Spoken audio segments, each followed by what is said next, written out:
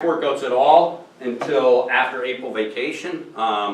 We don't have a track-based workout until after April vacation. That's no lie, that's the fact.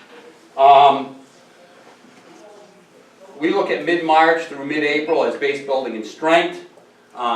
We've got other things that we can do with them, but like I said, we have to yell at the throwers for walking across the track because they sink about this far into the track, and those footprints take forever to get out. And so we have to put a board across so that they can get to the throwing circles and stuff like that. We literally don't go on the track at all. And oftentimes, like last spring, it was so wet we couldn't even go on the cross-country course. So we just do base building and strength. We use the races if we have them. We had a lot canceled last year, which was why we're a little bit behind as we got to divisionals. We end up using the races workouts. We'll have them race down in distance. We'll have them, we usually go to whatever our first meet is and everybody runs the mile. That's what we call it. Everybody runs the mile. Not our sprinters, but our distance guys. They all run the mile, whether they're ready for it or not. And we just go out as a huge group and they all do it. Well, you're not going to just run the mile. And we don't usually do too many 4x4s. So pick something up. My kids are always doubling and tripling, and that's primarily so that they can get both volume and will work on something. Pretty much throughout the season, that when they're doubling, we'll have them pick one priority event and then one event that's not their priority. So they'll go for it in maybe the mile, and then they'll come back in the 800. And if they're running, maybe they're a 453 guy at the moment, but they want to be running 445, they'll come back and run the 800 at that pace, roughly at that pace. Try to do that, as opposed to sending them hard in the mile and the 8. We also will use, we'll do post-race workouts. We're not Nike Oregon project or anything like that, but maybe at the end of a meet where they haven't done that much volume or something like that, we'll put them back on. And I think I've said it twice already, 6x200. They'll do that a lot. And it's just so that they can get some leg speed in on a solid ground, not in the parking lot, and really just kind of get some momentum, build some momentum that they're feeling that. After vacation, then we start actually dialing it in a little bit. We focus on, okay, we know that you're a sub 5-minute miler now. We think you can probably run 445, so we're going to make sure that some of the work that you do now is specific to that. We're still operating on a dirt track, so I mean it's all somewhat relative. We don't hardly do anything on the track. The sprinters use the track. The guys get on.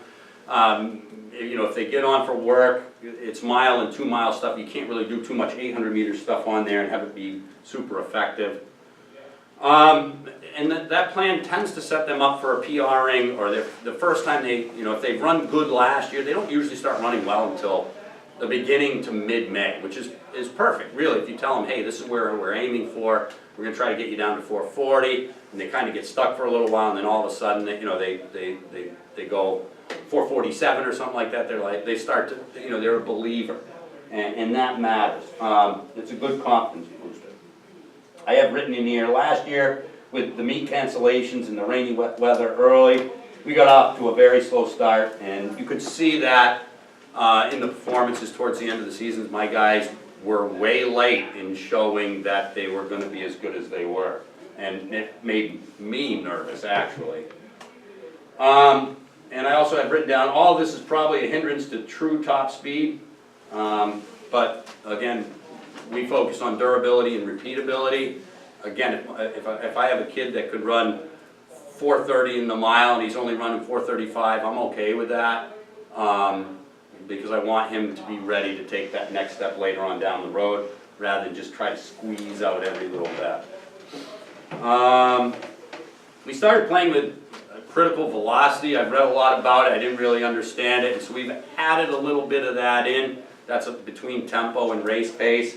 I don't know if it's working yet. It hasn't hurt anybody yet. So we're going to keep playing with it until I find out whether or not it works. I think lots of times too, if you set kids out at tempo, they're moving towards critical velocity anyways. They're always going to try to run a little bit faster than you're asking them to.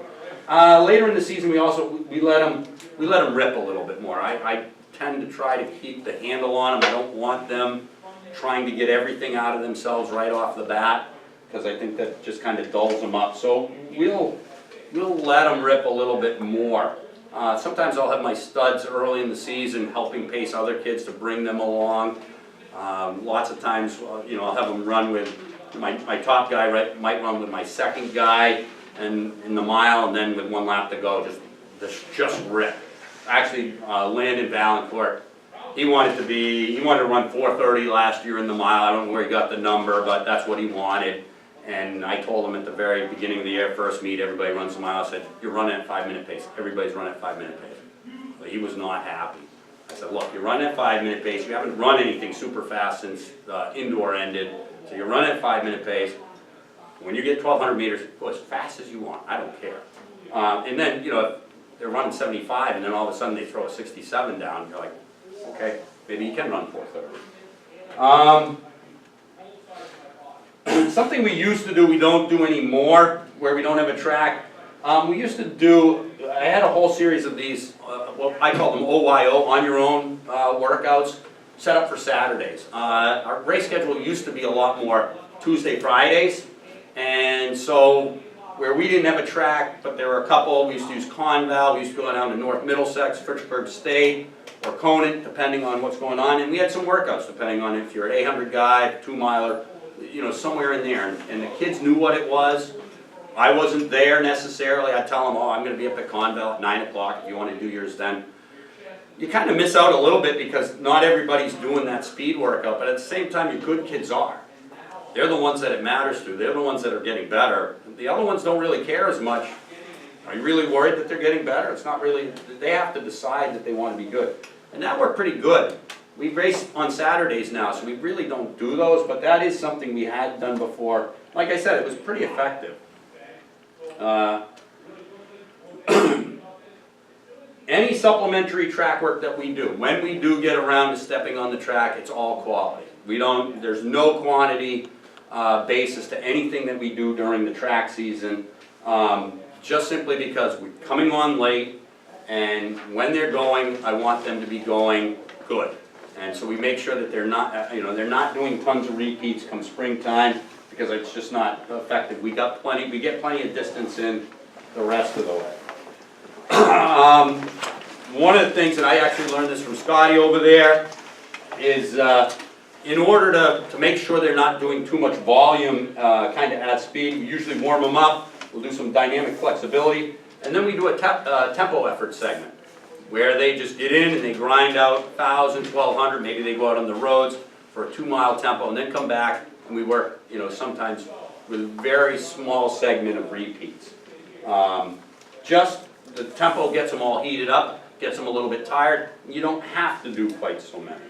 And then they'll do dynamic flex again, cool down, total volume, 3,200 meter runner won't run more than anywhere near 2 miles worth of effort. Grand total of maybe 5 to 8 miles, no matter who they are. Only one other thing that I wanted to talk about with that, creativity, because I've also wanted to stress this, because we have we have severe restrictions with our dirt track. The first year that we re-hosted a meet there, we went out and we were trying to figure out, okay, we're going to run the 110 hurdles, we're going to run the 100 hurdles, where the hell do those hurdles go? There's no mark. So we went out, painted lines on the grass and everything like that. Then we're like, oh, that wasn't bad, but how the hell do you put up the 300 meter hurdle marks? We don't have any lanes, no lane marks. How the hell do we do that? So we figured out where they would go, and we put them out.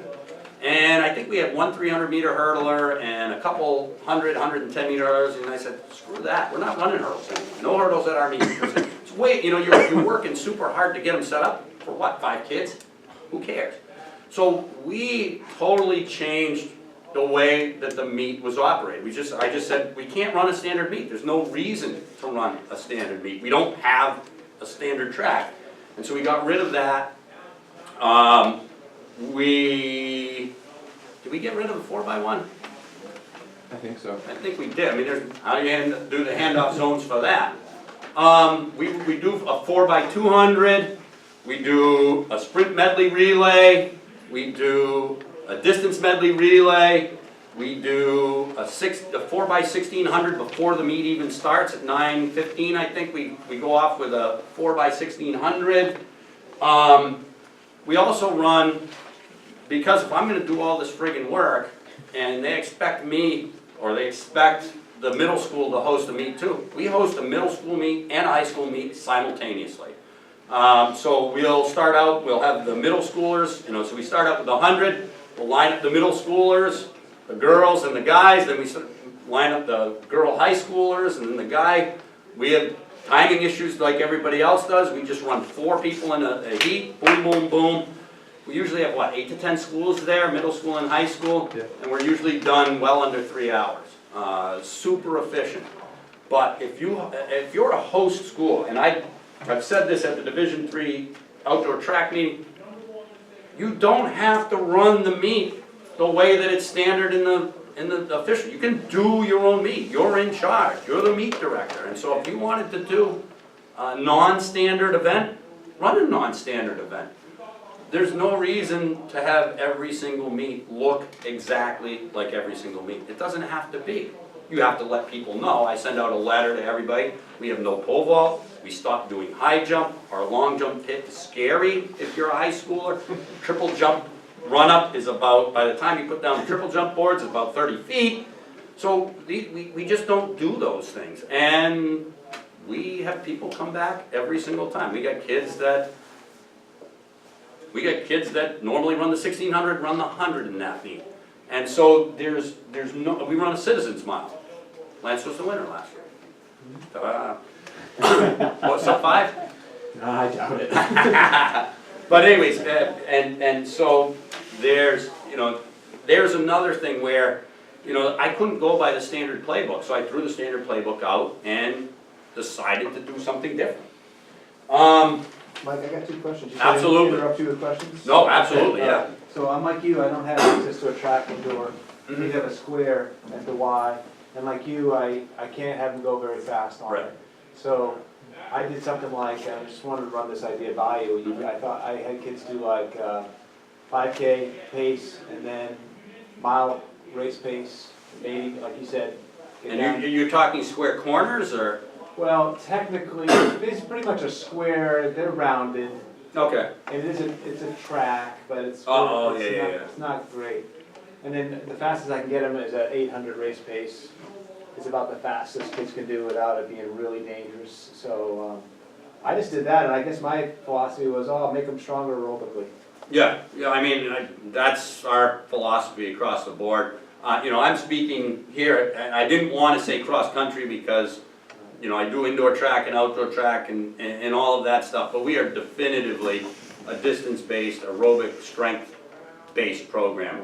Doesn't matter if you're a sprinter or not, you're still going to get a bit of that. So that sounds, it's about all you can do. You're kind of stuck by your limitations, and so you gotta figure out a way to make that work. And then the other question I had was about, I like what you said about tempo being effort-based.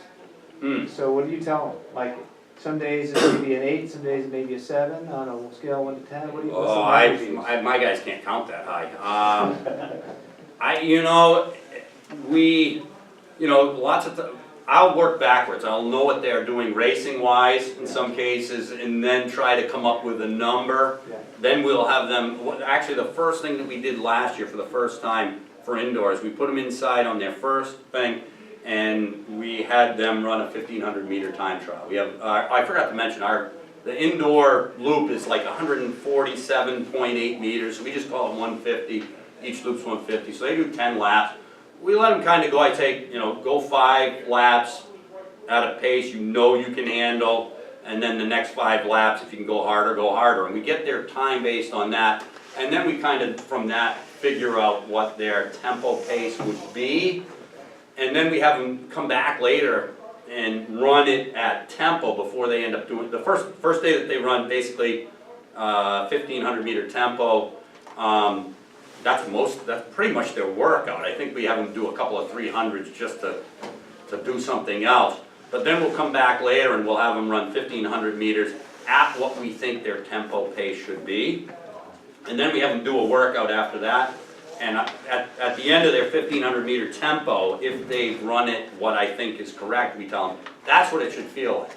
That's what it should feel like. And then we don't worry about it after that. Run tempo. The good ones get it. The ones that aren't good at it are either never gonna get it, or they'll eventually get it. I mean, then you really can't. Yeah. I mean, you could tell a kid to go out and run whatever pace. If they choose not to, you can't really do much about it. So, you know, you hope they'll learn from the kids that are doing it right and you know, benefiting by that. Have you ever used tempo as part of a warm-up for a race? I've never done that, but I know. No.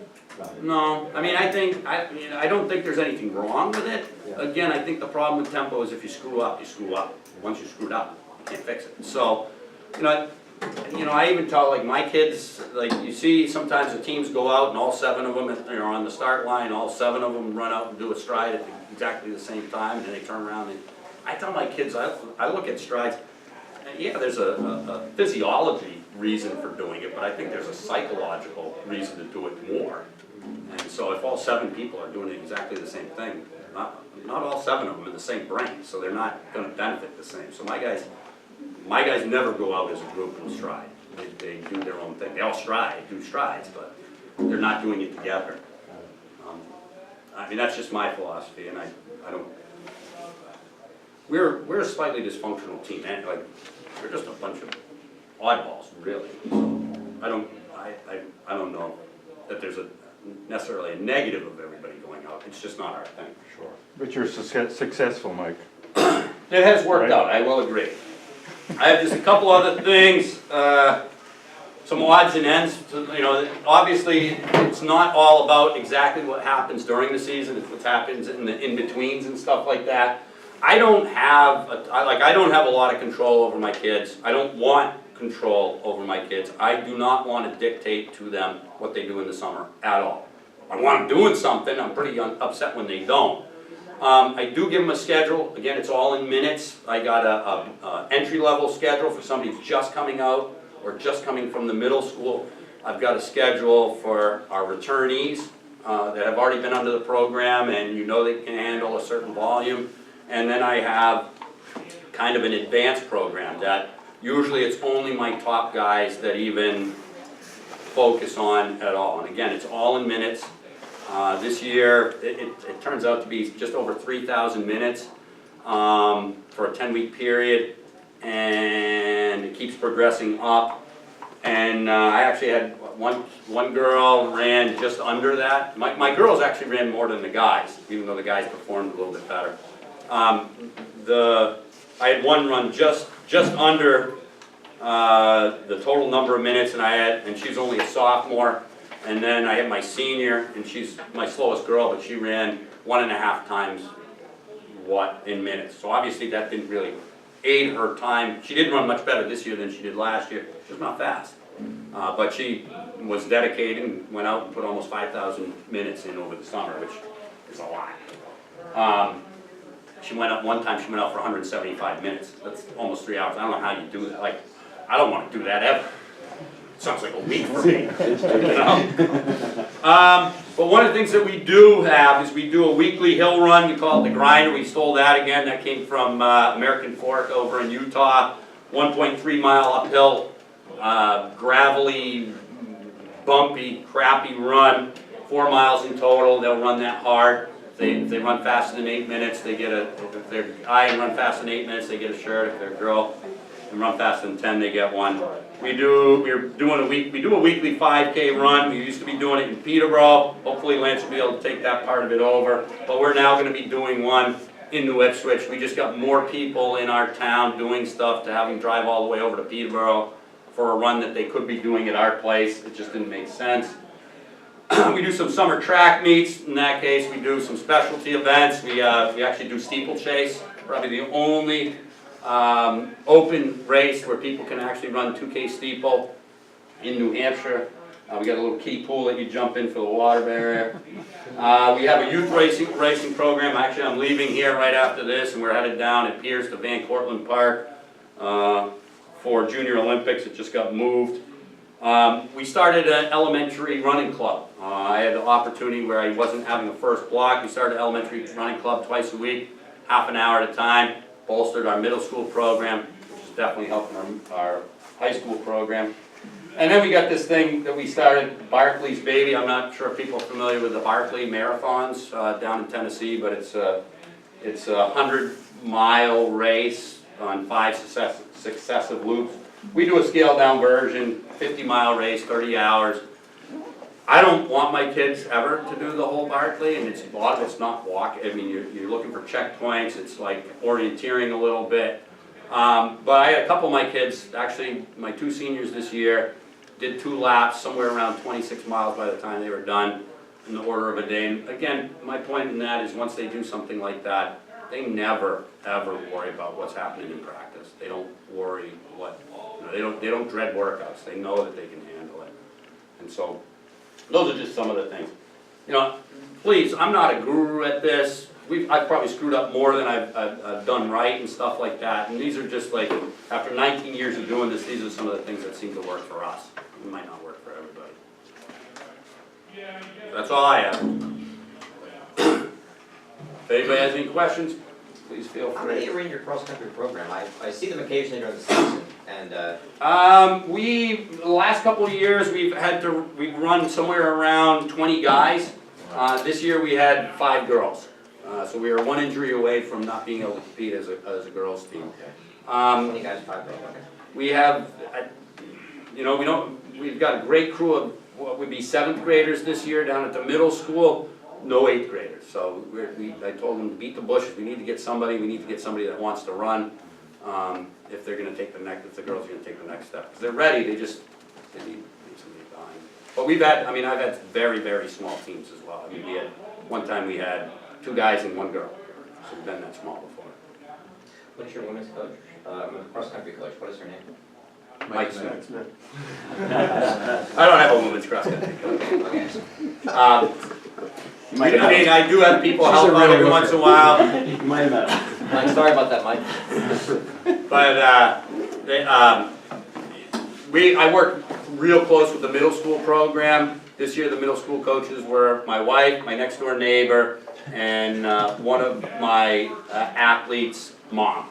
And she's been at it for about 4 or 5 years, and we're just having a hard time keeping anybody, getting any traction there for somebody to stay there. But it's super important, they're really good at making sure that there's not a huge difference when they come from the middle school up to the high school. They're not doing the exact same things that we do at all. I don't want them to. But when those middle school kids come up and I say, okay, we're going to run 300s at pace, they're really good about not trying to hammer. They know the job is not to run, to the death, pass out, get back up and run another one. It's worked really well. My middle school kids, when we get them, they know the drill. They're pretty good. You tend to do a weekly long run with your distance group? The way it happens is I lay out the meet schedule, where the meets are. I look at where we can fit the workouts, our customary workouts and stuff like that, plug those in, and then everything else goes around it. Like I said, the long run for the big dogs is 90 minutes. We don't go over that. That doesn't mean a kid won't, but I don't schedule anything longer than 90. We normally start with an hour as our long run, and I'd rather keep everybody together. Those kids that have been running an hour already,